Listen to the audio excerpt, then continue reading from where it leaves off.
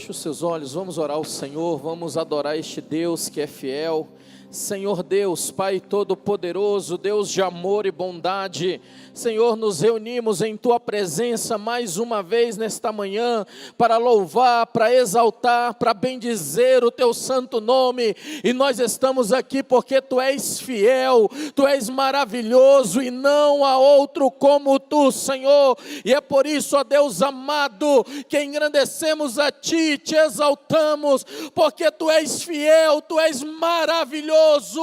Recebe a nossa adoração, recebe o nosso louvor, fale com cada um de nós, ministra, Senhor, poderosamente em nossos corações, é o que pedimos, em nome de Jesus, amém.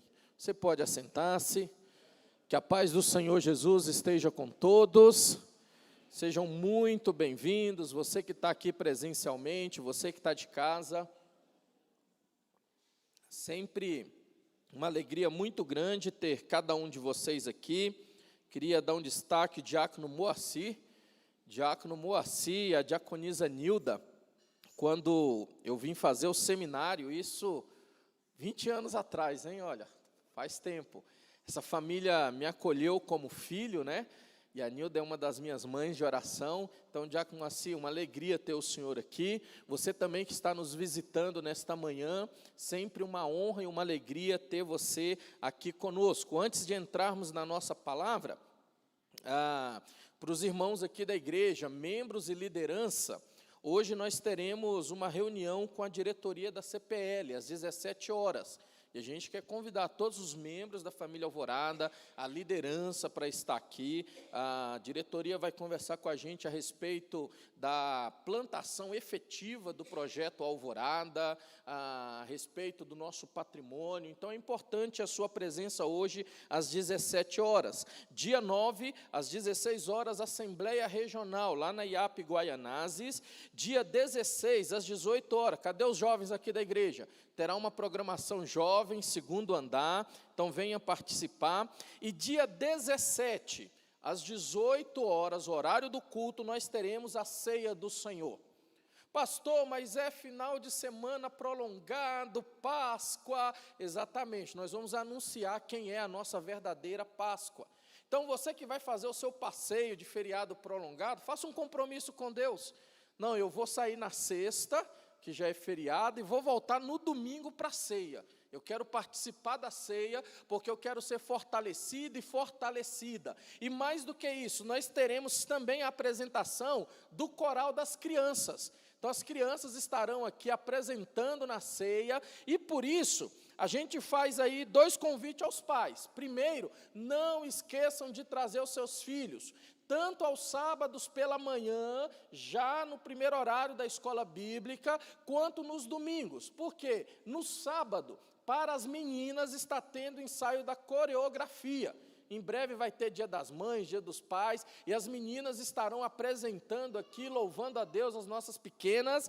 E no domingo, já no horário do culto, o diácono Fábio Castilho está conduzindo as crianças aí na musicalização, no coral. E elas vão apresentar no dia da ceia. E amanhã, nós pedimos todos os pais que tragam, porque amanhã eles vão fazer um teste, depois do culto, de apresentação, aqui no palco. Então, é importante que o seu filho venha, para ele não ficar perdido, e você possa, no dia, ficar igual um pai babão, assim, curtindo bastante, uma mãe babona, curtindo o seu filho, apresentando para a honra e glória do nome do Senhor. Amém? Cadê os pais que estão aqui? Faz assim. Então, traga os seus filhos, hein? É com vocês o recado. Muito bem. Palavra de Deus hoje para a gente.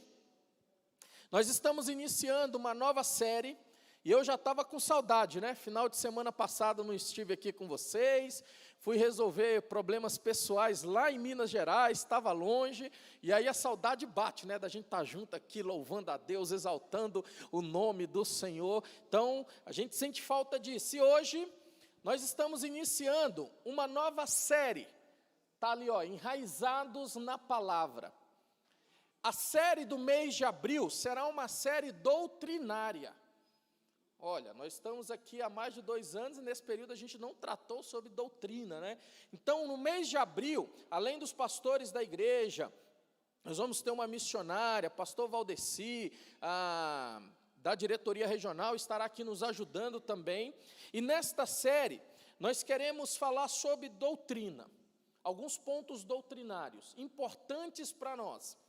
Não é propósito dessa série, a gente gostaria de destacar isso já desde o início, gerar debates inúteis.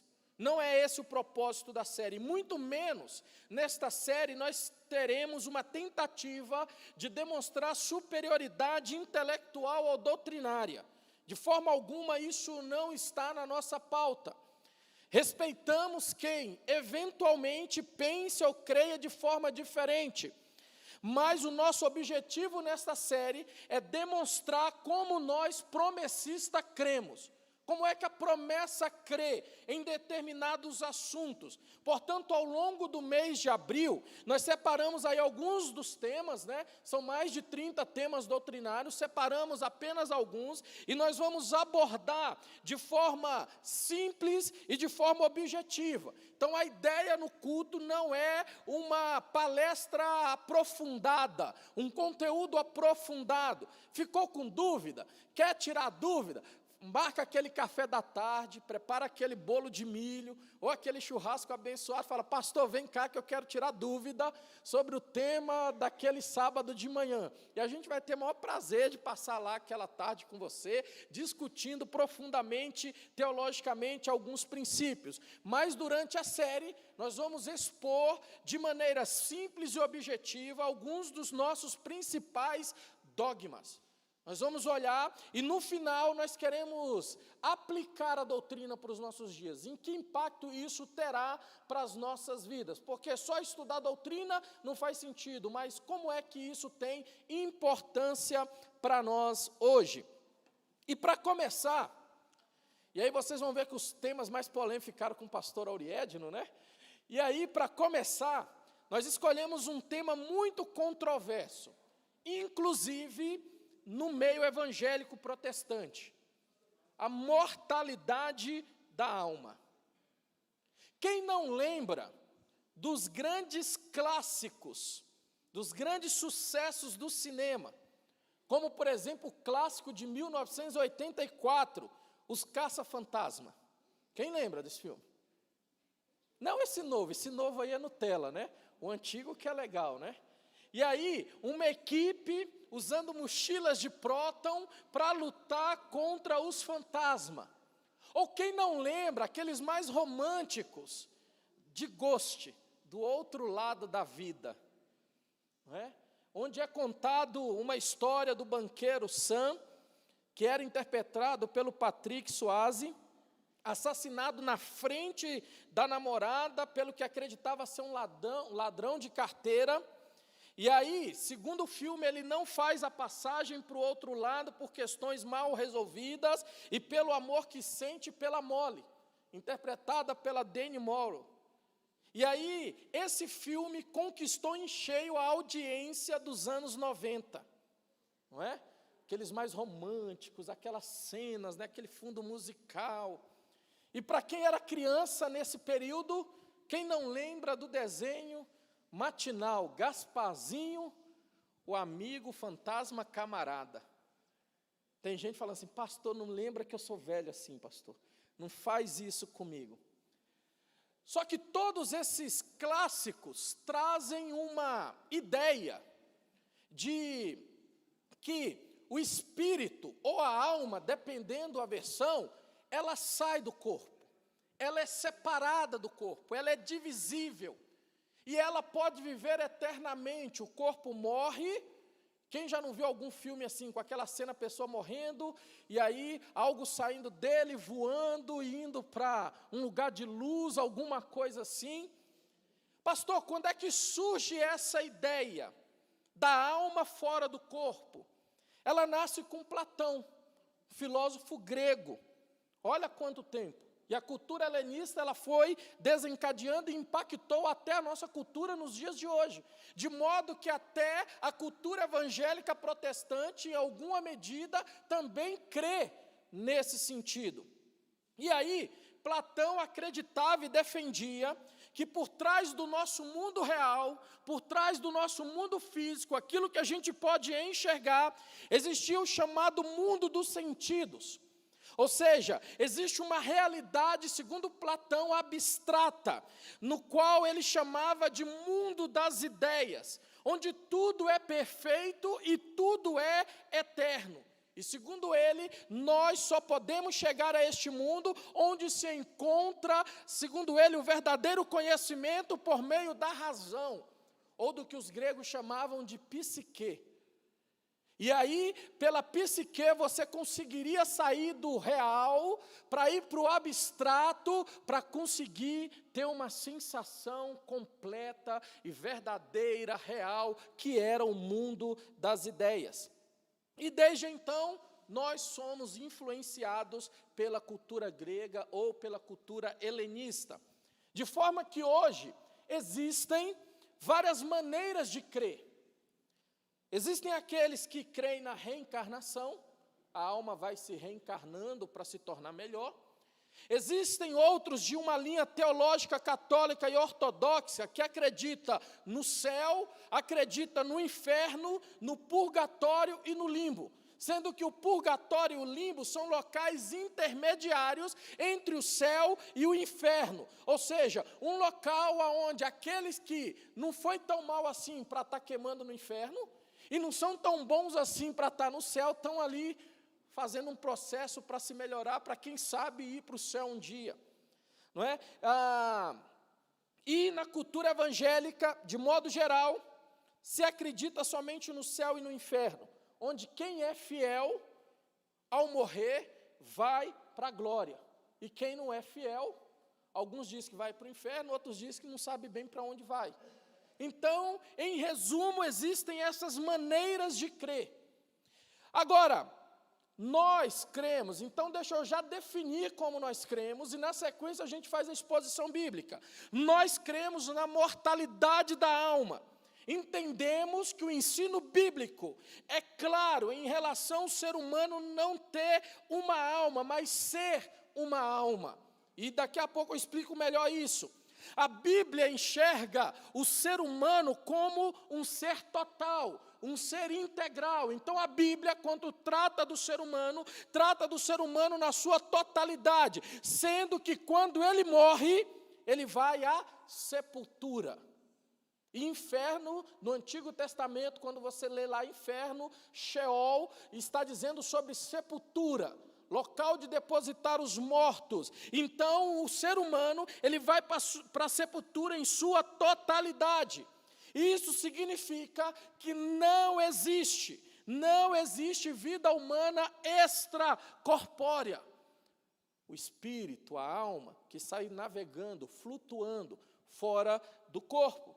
Jesus disse que é dos sepulcros que os mortos ressurgirão.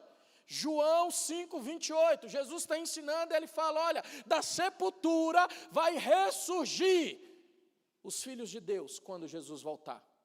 Então Jesus ele vai nos ensinando isso em João. Sendo assim, depois da morte, então preste bem atenção, depois da morte não existe segunda chance.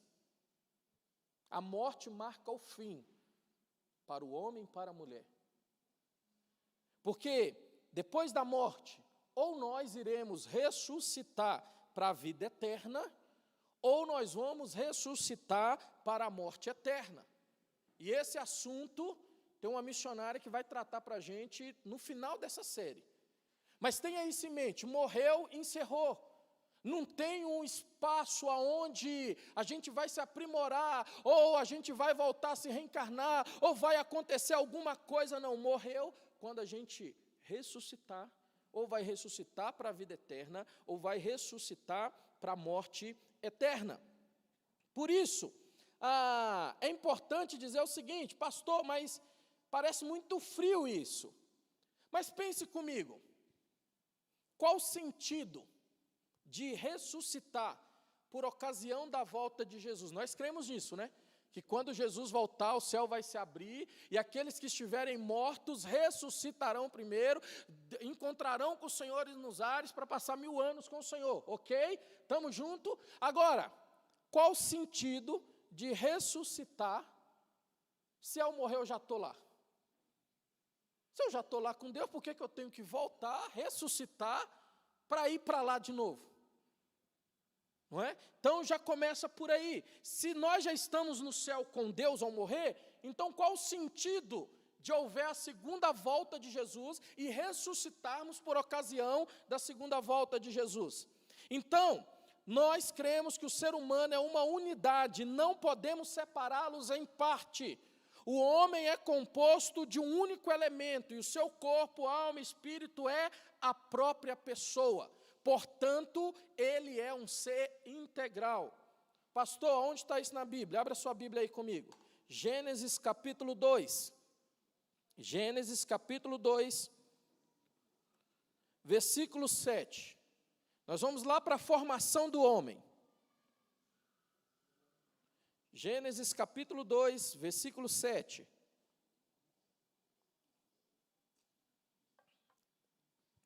Então o Senhor Deus formou o homem do pó da terra e soprou em suas narinas o fôlego de vida, e o homem se tornou um ser vivente. Em algumas traduções, o homem se tornou alma vivente. Primeira consideração sobre a formação do ser humano é que ele é produto das mãos de Deus. Então, deixa eu já dizer para você que está aqui, que acha que é feio, que acha, adolescente, né? Tem alguns adolescentes, né? E na adolescência o pé cresce mais do que a mão, o nariz cresce desproporcionalmente, não é? E aí a criatura chega e começa: eu sou feio, ninguém me ama, ninguém me quer. Primeiro que é uma transição, e segundo, você tem as digitais de Deus. O Senhor te formou com as próprias mãos, e depois da criação do universo, da terra, da natureza, Deus cria o homem como a parte mais importante da criação divina. Então você é especial para Deus, você é importante para Deus. O Senhor, Ele forma o homem, tirando da terra. E aí, Gênesis 3,19 vai dizer que da terra Ele veio, da terra Ele voltará. Então, a formação é do pó da terra. E aí, a terceira consideração nesse versículo é que o texto fala que recebemos o fôlego de vida. E lá no original, no hebraico, a ideia dessa expressão, fôlego de vida, tem a ver com respiração, ou a ideia de um espírito vivo, ativo, referindo-se ao homem, ou seja, em suas narinas, quando Deus sopra, o homem se torna alma vivente, e isso passou a ser a própria vida. Então, quando a gente usa a expressão alma, espírito, nós estamos falando basicamente da mesma coisa. Há algumas definições na Bíblia, mas quando a gente usa essas expressões, precisamos ter em mente o que a Bíblia está dizendo. A Bíblia está tratando do ser humano integral. Eu tenho uma alma? Não, eu sou alma vivente. Eu sou um ser integral. O Senhor, quando me criou e quando soprou o fôlego de vida, Ele me tornou um ser vivente. E aí, como é que as Escrituras utilizam os termos alma e espírito? Para a gente entender apenas alguns. Os termos alma e espírito, eles são usados em muitos textos das Escrituras, em alguns deles com significados diferentes. Mas nesse contexto nosso, eles são usados com o mesmo significado. Por exemplo, tanto um como o outro pode significar o ser vivente, em sua totalidade, uma vida, uma respiração, um caráter. Em alguns pontos da Bíblia, a ideia é uma índole, uma ideologia. Por isso, o significado de alma, lá no hebraico, então me permita tentar dizer o hebraico aqui, mas eu não sou muito bom no hebraico, então se sair fora, você não escandaliza não. Nefesh significa alma no hebraico. No Antigo Testamento a expressão é nefesh. E no grego, que é no Novo Testamento, que é traduzido para nós, ou alma ou espírito, é o psique. E tanto uma quanto outra pode ser traduzida de várias maneiras, dependendo do contexto bíblico. Levítico 17, por exemplo, e Mateus 11, essas duas expressões significam vida. Apenas vida. Em Gênesis 46, 27, Atos 2, 41, alma e espírito significa pessoas. Não está falando de algo extracorpóreo que vive, não, está falando de gente, está falando de pessoa. Não é? Lembra daquela canção antiga? Qual o valor de uma alma? Irmão, você sabe o valor que tem uma alma. Ali não está falando de algo que está flutuando e navegando em algum espaço. Não, está falando de gente, está falando de pessoas. Em 1 Reis 11:37, Marcos 14:34, o significado da expressão alma tem a ver com sentimentos. A Bíblia, por vezes, de maneira poética, traz a ideia de alma como o local dos sentimentos, o local de demonstrar afeto. E o espírito, pastor? O vocábulo espírito, no hebraico, ruach, e no grego, pneuma, é empregado na Bíblia também em diversos sentidos. Primeiro, faculdades morais. Quando a Bíblia fala sobre isso, está falando, por exemplo, Salmo 51:10, índole, caráter. É a mesma expressão usada lá em Lucas 1:7. E lá em 1 Coríntios 4:21 tem a ver com sentimento. E também Romanos 1:9 e Romanos 1:27, a ideia de espírito é pensamento, significando sabedoria, discernimento, conhecimento. Em alguns locais, pneuma tem a ver com ânimo, energia, tem a ver com fôlego, respiração, sopro, significando, portanto, também vida. E aí, a alma e espírito, em alguns textos bíblicos, possuem o mesmo significado. Quando a gente lê lá, João 12:27, 13:21, o uso das palavras bíblicas, tanto nefesh como psique, e pneuma e ruach, algumas vezes elas são usadas com o mesmo significado. Por exemplo, quando lá em João, capítulo 12, Jesus diz, agora está angustiada a minha alma. Jesus está falando do psique.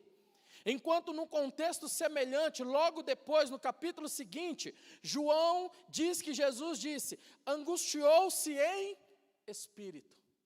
Expressões que têm o mesmo sentido, que têm a mesma direção. E ainda Gênesis 35:18 e Salmo 146:4.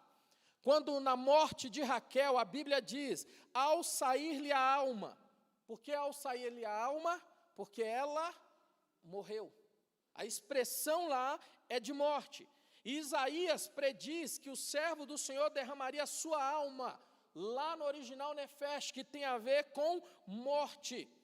Esses exemplos evidenciam que quando a Bíblia trata de alma, ela está falando da vida, ela está falando do fôlego de vida. E no Novo Testamento, quando, por exemplo, Deus diz ao rico insensato, esta noite te pedirão a tua alma.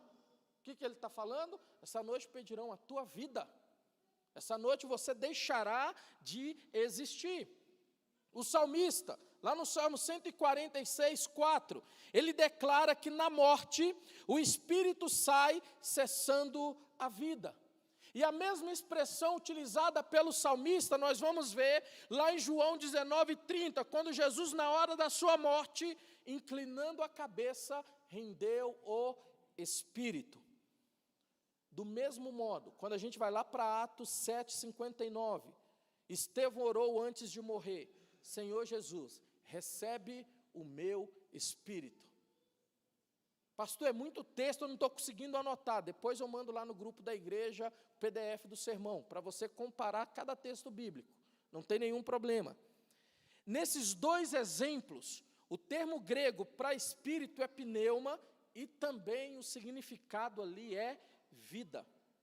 E quando a gente lê, abre a sua Bíblia aí comigo, Salmo 104, Salmo de número 104, nós vamos ler o versículo 29. Abra a sua Bíblia aí, ou liga o aplicativo. Salmo 104, versículo 29, e depois Eclesiastes 2, versículo 7. Olha o que diz o Salmo 104, versículo 29. Quando escondes o rosto, entram em pânico. Quando lhe retiras o fôlego, morrem e voltam ao pó. Agora vamos para Eclesiastes. Eclesiastes 12, versículo 7. Olha o que diz aí. O pó volte à terra, de onde veio, e o espírito volte a Deus que o deu. Essa expressão aqui em Eclesiastes é a mesma expressão que o salmista utiliza. E qual é o sentido? Fôlego de vida. A palavra, nesses dois textos, tem a ideia de sopro, que é a mesma expressão utilizada em Gênesis 2:7, quando Deus sopra nas narinas dos homens. Pastor, o que isso quer dizer? O escritor de Eclesiastes não quis afirmar que a personalidade do homem continua em existência após a morte. Nesse texto, retrata-se os efeitos da velhice e da morte. E após a morte, o corpo finalmente se decompõe e se torna novamente parte do pó da terra. O espírito aqui nesse texto, ou seja, o fôlego de vida, o sopro divino, retorna para Deus. Assim, o que fica claro aqui nesse texto é que o homem morre porque ele é tirado o fôlego de vida, ou o espírito, como dizem algumas traduções. Mas se o espírito não significa, pastor, uma entidade consciente, fora do corpo, como é que ela retorna para Deus? Como é que ela faz esse processo? A palavra retorno aqui não significa apenas um movimento real de um lugar para outro. Que a gente tem essa ideia, retorna, então sai flutuando e vai até onde Deus está. Na morte não precisa haver nenhum movimento real da terra para o domínio celeste, para ele retornar a Deus. A ideia do texto é o dom, a concessão da existência, o sopro de vida, que pertence a Deus, pois foi Deus que nos deu, antes da gente ser usufruído por ela. Quando a gente morre, ela reverte para Deus, porque ela é de Deus, o dom, a concessão é de Deus.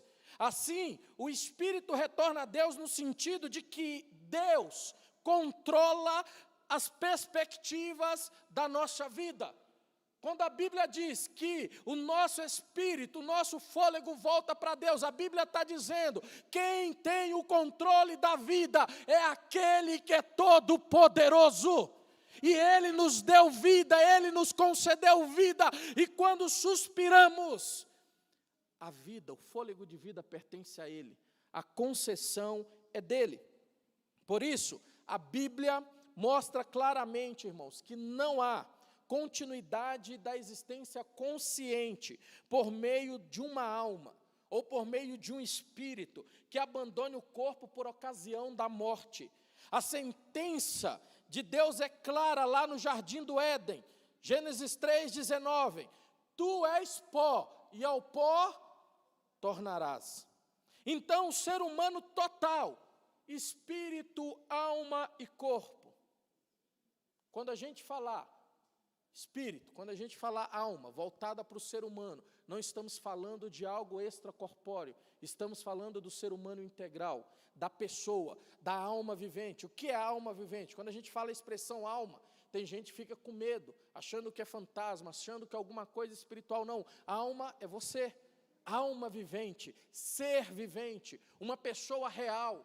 E aí a palavra de Deus, ela vai dizer, e Paulo vai nos orientar, que nós, o ser humano integral, total, precisa estar preparado para a volta de Jesus. 1 Tessalonicenses 5:23, o mesmo Deus da paz vos santifique tudo, e o Espírito seu, alma e corpo sejam conservadores íntegros e irrepreensíveis na vinda de nosso Senhor Jesus Cristo. Então, o que Paulo está tentando orientar aqueles irmãos é justamente dissuadi-los dessa ideia de que tem uma alma por aí, quando Jesus voltar vai pegar sua alma, não, Ele vai ressuscitar, e quando nós, pastor, que estivermos vivos, a Bíblia diz que os nossos corpos serão transformados. Se houvesse a ideia de alma, transitando por aí. Por que ser transformado o corpo de quem estiver vivo? A ênfase de Paulo neste versículo, portanto, revela que a santificação deve abranger a totalidade da nossa personalidade, porque nós somos templos do Espírito. Amém? Você é templo do Espírito. Como é que a gente aplica essa doutrina e vai para casa pensando nessa doutrina? Primeiro, aproveite a oportunidade que você tem hoje. Porque nós temos uma certeza, por causa do pecado que entrou no mundo, a nossa certeza é que a morte é um fato.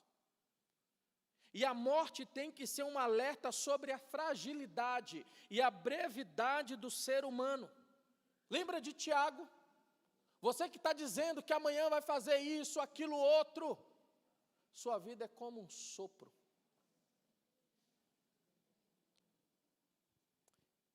Aproveite a oportunidade que você tem hoje. Me permita dividir esse tópico em duas aplicações. A primeira, presta atenção aqui. Muitos deixam para depois grandes oportunidades que Deus tem dado hoje. Ele te deu o sopro da vida. Ele te deu o fôlego da vida.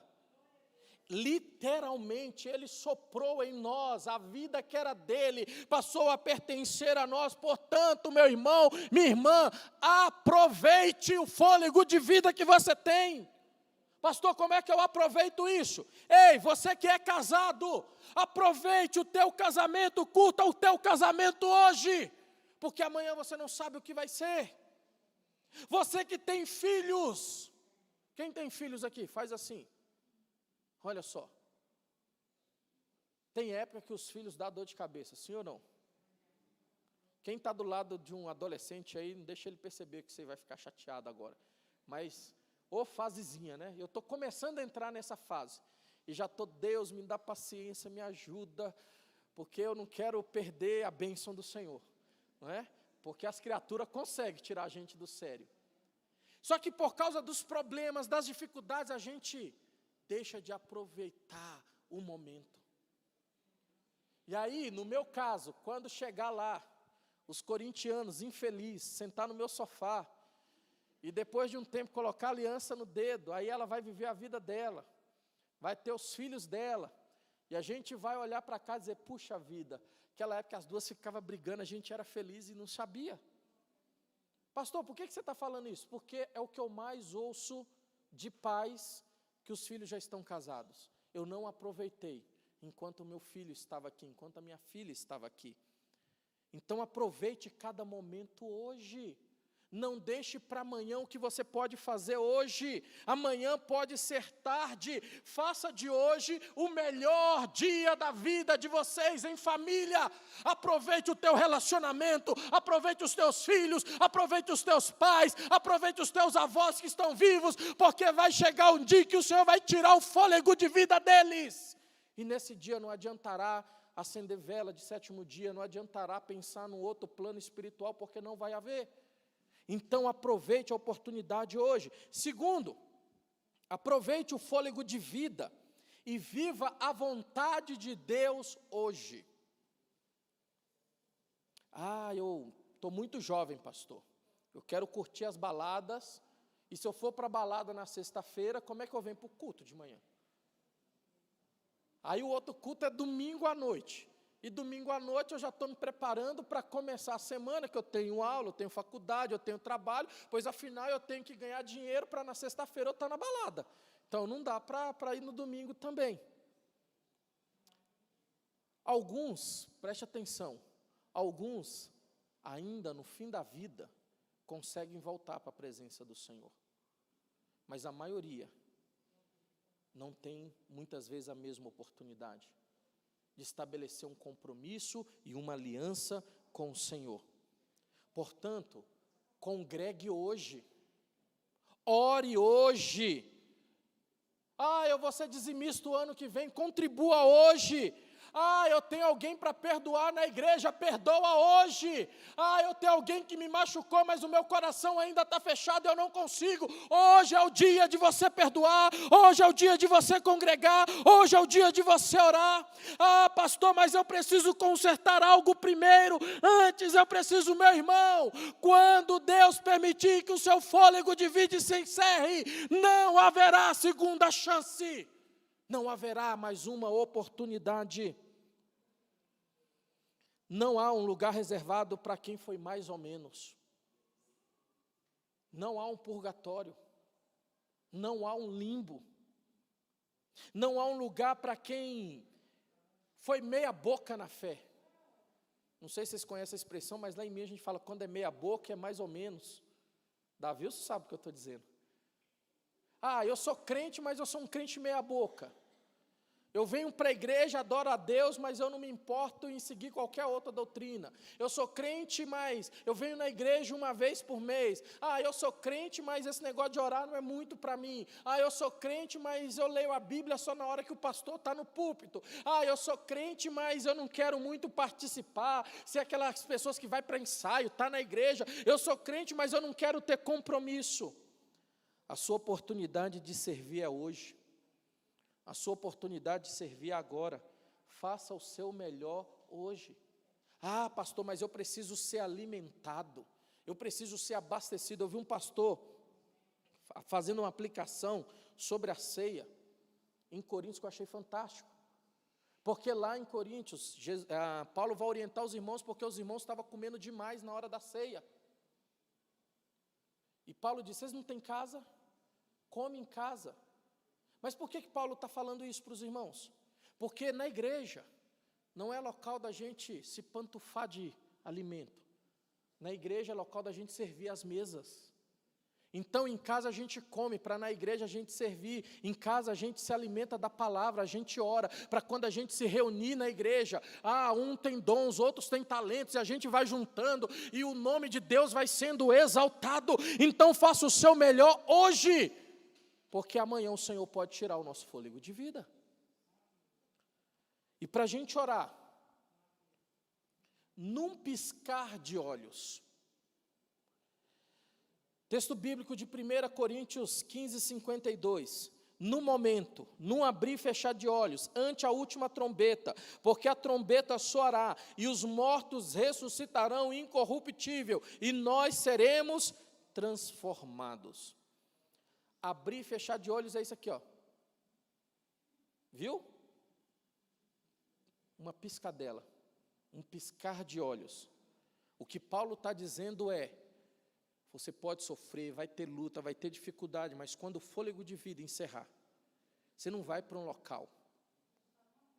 Com algumas poucas exceções na Bíblia, todos os que morrem, o fôlego de vida retorna para Deus, e ele fica aguardando a volta de Jesus. E Paulo diz que é como um piscar de olhos.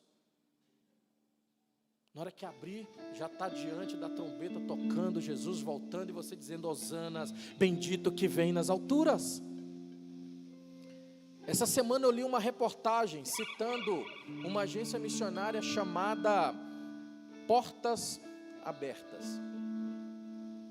Essa agência missionária contou que uma igreja que se reunia escondida no subterrâneo, na Coreia do Norte.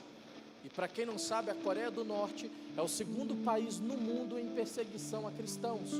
É proibido ser cristão na Coreia do Norte. Então os irmãos, eles não podem, sábado de manhã, estar no segundo andar e o povo da rua escutando nós cantando e ouvindo nós glorificando a Deus. Então eles vão para os subsolos, eles vão para os porões, e lá se reúnem as igrejas, lá se reúnem escondidas. No entanto, uma dessas igrejas foram descobertas pelos soldados. E o que aconteceu? Todos os irmãos que estavam no culto foram mortos a sangue frio. E mais do que isso, eles identificaram e foram atrás dos familiares, que talvez meia boca não foram para o culto aquele dia. Mas aí eles foram presos. Mais de 100 pessoas presas daquela igreja, não eram nem membros, eram familiares. Para quê? Para que servissem de exemplo para que ninguém servisse a Jesus, ninguém aceitasse Jesus. Imediatamente, quando eu li essa reportagem, eu passei a refletir sobre o abatimento espiritual que nos atinge, a frieza espiritual que paira no ar sobre nós.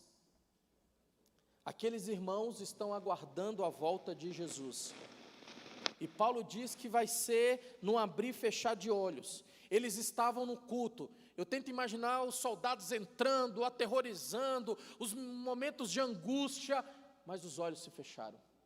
O fôlego de vida foi tirado. Mas quando eles abrirem os olhos, eles verão o Cristo glorificado face a face.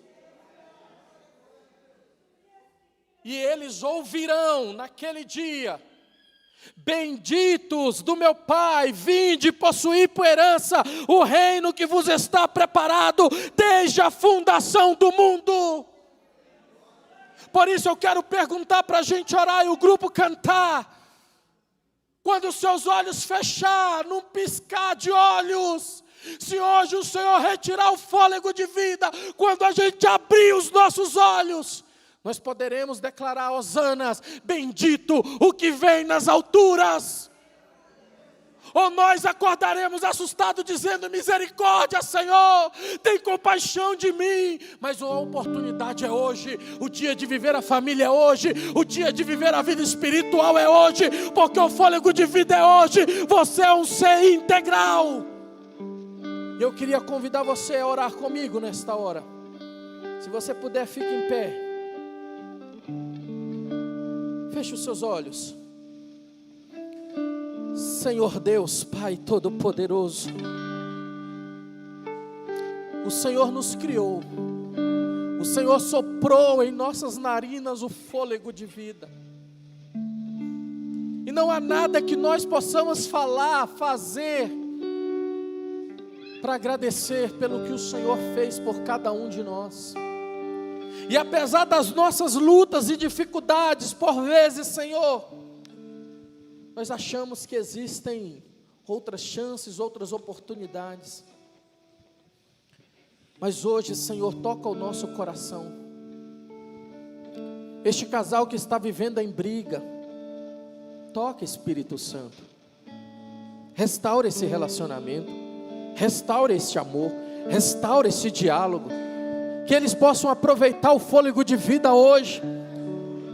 Esse pai que está bravo, bronqueado, não fala com o filho. Este filho que não fala com os pais. Toca, Espírito Santo de Deus. Faz ele aproveitar a oportunidade hoje.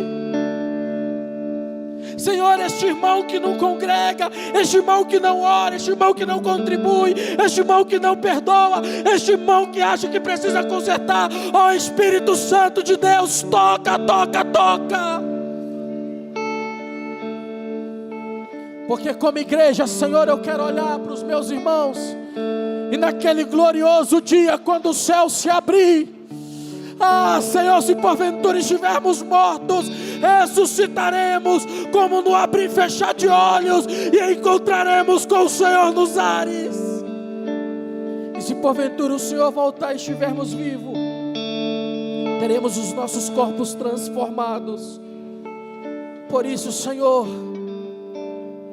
nós queremos ouvir naquele dia: vinde benditos do meu Pai.